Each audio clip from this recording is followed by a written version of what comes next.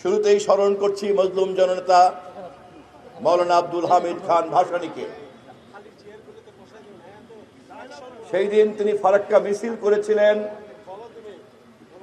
সেই কারণেই শুধু তাকে স্মরণ করছি না, আজ তাকে স্মরণ করছি তার দূরদর্শী দেশপ্রেম চর্চার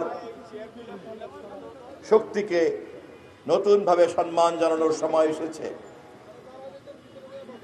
অসুস্থ শরীর নিয়ে জীবনের সর্বশেষ রাজনৈতিক কর্মসূচি যাপন করে তিনি প্রমাণ করেছেন তিনি এই দেশের মানুষের কল্যাণ ছাড়া তার জীবনের আর কোনো ব্রত ছিল না। তিনি অনুমান করতে পেরেছিলেন উজান দেশের সম্পদ, পানি সম্পদ যদি ভাটির দেশে সঠিকভাবে বন্টনের চুক্তি না হয় তার পরিণতিতে কি হতে পারে তা তিনি অনুমান করেছিলেন।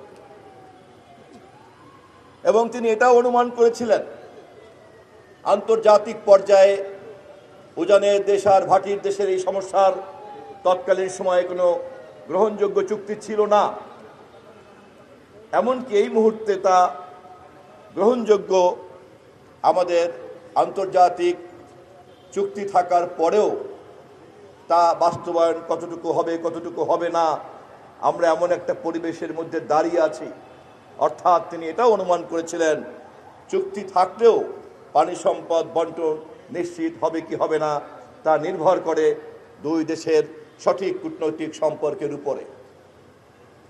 আজ ফারাক্কা দিবসে সেই কারণেই স্মরণ করছি সেই মজলুম জননেতাকে, সেই দূরদর্শী দার্শনিককে এবং এই দেশের রাজনীতির সবচাইতে সঠিকভাবে অনুধাবনকারী নেতা মজলুম জননেতা মাওলানা আব্দুল হামিদ খান ভাসানীকে।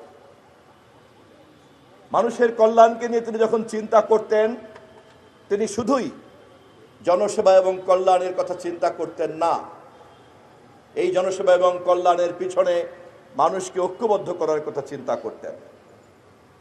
এবং ঐক্যবদ্ধ করতে চাইলে মানুষের ঐক্যের যে সর্বনিম্ন ঐক্যমত তিনি তা খুব ভালো করেই বুঝতেন।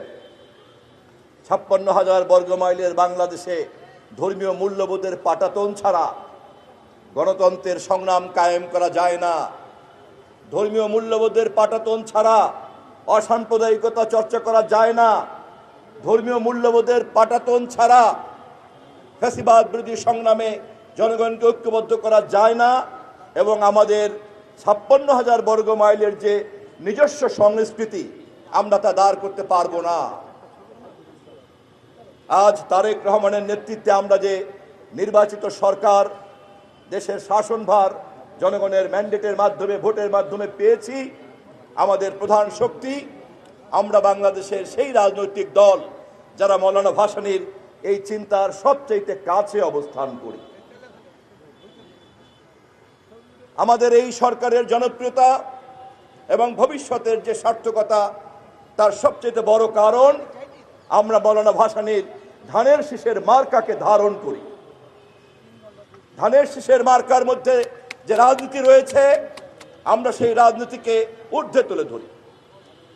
মাওলানা ভাসানী মৃত্যুর আগে যখন সর্বশেষ তৎকালীন সময়কার রাষ্ট্রপতি শহীদ জিয়াউর রহমানের সঙ্গে সাক্ষাৎ হয়েছিল, যখন হাসপাতালে রাষ্ট্রপতি তাকে দেখতে গিয়েছিলেন, তখন তাদের রাজনৈতিক আলাপ আলোচনার মধ্য দিয়ে তিনি এই সারবস্তুটি তুলে ধরেছিলেন ধানের শীষের মধ্যেই নিহিত আছে ভবিষ্যতের গণতন্ত্র, স্বাধীনতা এবং সার্বভৌমত্ব। এবং এই কথাই প্রতীকী অর্থে আমাদের মাননীয় প্রধানমন্ত্রী টাঙ্গাইলে বলেছেন মাওলানা ভাসানী 1976 সনে হাতে তুলে দিয়েছেন ধানের শীষ শহীদ রাষ্ট্রপতি জিয়াউর রহমানের হাতে। সেই হাত ধরে বেগম খালেদা জিয়ার হাতে ধানের শীষ, সেই হাত ধরে আজ তারেক রহমানের হাতে ধানের শীষ। অতএব ধানের শীষ জানে ফারাক্কার সমাধান কেমন করে করতে হবে। ধানের শীষ যেমন করে এবারের নির্বাচনের জনগণের স্বতঃস্ফূর্ত রায়কে পেয়েছে, দেশি বিদেশি সকল শক্তির সমর্থনকে পেয়েছে, ঠিক সেই ধারাবাহিকতাতেই ধানের শীষ ফারাক্কা সমস্যার সমাধান ইনশাআল্লাহ করবে। ইতিমধ্যে আজকের সভার মাননীয় প্রধান অতিথি আমাদের নেতা মাননীয় মহাসচিব সকালবেলায় বলেছেন, আগামী ডিসেম্বর মাসে গঙ্গা চুক্তির মেয়াদ শেষ করার আগেই এই চুক্তি আবার জাতীয় স্বার্থের ভিত্তিতে নবায়ন করার জন্য আমাদেরকে জাতীয় ঐক্যমতের উদ্যোগ নিতে হবে। এবং আমি দেশের সকল গণতান্ত্রিক শক্তিকে ফারাক্কা দিবসের এই মঞ্চে দাঁড়িয়ে ভাসানী অনুসারীদের, রফিকুল ইসলাম বাবলু সাহেবের দলের এই মঞ্চে দাঁড়িয়ে আমাদের মহাসচিবের সেই আহ্বানকে বাস্তবায়ন করার জন্য আমি আবারও আহ্বান জানাই।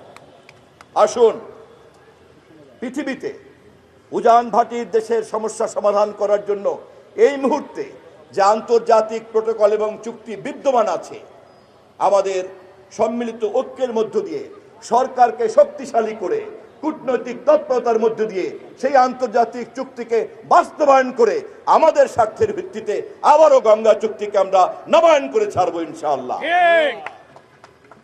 এবং এই পুরো প্রক্রিয়াটি মওলানা ভাসানীর শিষ্য হিসাবে বিএনপির মহাসচিব জনাব মির্জা ফখরুল ইসলাম আলমগীর আমাদের মাননীয় প্রধানমন্ত্রীকে নেতৃত্বে রেখে সম্পন্ন করতে পারবেন, এই আশাবাদ ব্যক্ত করে আমার বক্তব্য শেষ করছি।